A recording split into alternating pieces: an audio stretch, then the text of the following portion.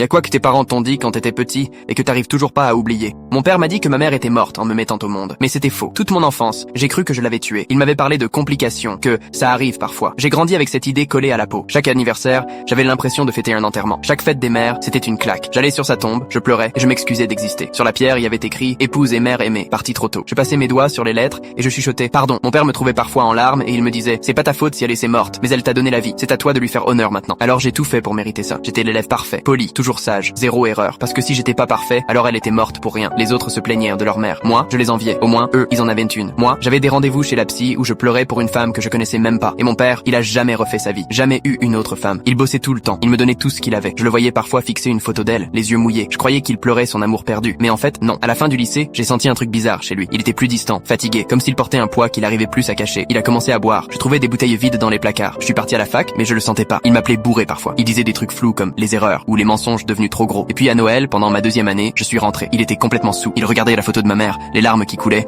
Il a murmuré, j'en peux plus. Je lui ai dit, papa, qu'est-ce qu'il y a? Il m'a regardé et il m'a lâché. Elle est pas morte. Silence total. Quoi? Ta mère? Elle est vivante. Mon monde s'est écroulé. Elle est partie quand t'avais 3 jours. Elle a laissé un mot. Elle disait qu'elle pouvait pas être mère, que c'était trop. Je t'ai trouvé en pleurs, tout seul. Je pouvais plus respirer. J'ai dit qu'elle était morte parce que je pensais que ce serait moins dur, moins cruel que la vérité. Et la tombe, vide. J'ai tout inventé. J'avais besoin d'un endroit pour faire le deuil. Tu sais où elle est? Non, j'ai jamais cherché. Trop de rage, trop de peine. Pendant 2 ans, j'ai fait que ça. Chercher. Réseaux sociaux, vieilles connaissances, détective privé. Je pensais plus à rien d'autre. Je l'ai trouvé. 2 étapes plus loin. Marié, 2 autres enfants. Petite maison parfaite. Son Facebook débordait de photos de goûter, match de foot, anniversaire. Je suis allé chez elle. J'ai frappé. Elle a ouvert. Elle m'a vu. Son visage s'est vidé. Mon Dieu. Salut maman. Elle s'est mise à pleurer direct. Je suis désolé. J'étais jeune. J'avais peur. J'avais 15 ans. J'étais pas prête. Tu m'as laissé croire que je t'avais tué. Je sais. Je voulais revenir. Mais trop de temps était passé. Je savais pas comment. Ces 2 gosses jouaient dans le jardin. Elle avait su être prête pour eux, pas pour moi. J'ai dit, faut que j'y aille. Attends, s'il te plaît. Je suis parti. Dans la voiture, j'ai appelé mon père. Je l'ai trouvé. Et elle vit sa meilleure vie. Pendant que moi, je pleurais sur une tombe vide. Il a rien dit pendant un moment. Puis il a murmuré, pardon, j'ai voulu te protéger. Tu l'as fait. Tu m'as fait croire que j'étais aimé au point qu'on meurt pour moi. C'est bien plus que ce qu'elle m'a jamais donné. Je l'ai plus jamais recontacté. Mais le mensonge de mon père, c'est devenu ma vérité.